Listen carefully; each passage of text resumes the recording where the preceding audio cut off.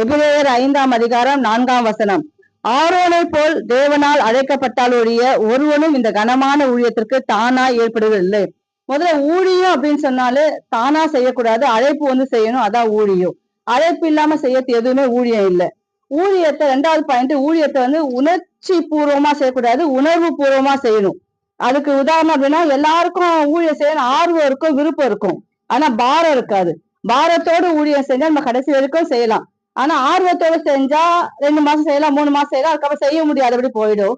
எப்போதுமே ஊழியத்தை ஆர்வத்தோட செய்யக்கூடாது, பாரத்தோட செய்யணும். 3வது பாயிண்ட் ஊழியத்துல மாம்சவாடு இருக்கக்கூடாது.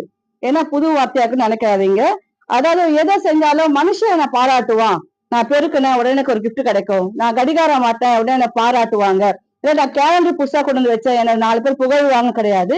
எதை செய்தாலும் கர்த்தருக்கென்று மனப்பூர்வமாய் செய்யுங்கள், இதான் ஊழியம். 4வது பாயிண்ட் ஊழியத்துல அசதி இருக்கக்கூடாது. அசதியா செஞ்சா கோடிட்டு இடங்கள் நிரப்புக.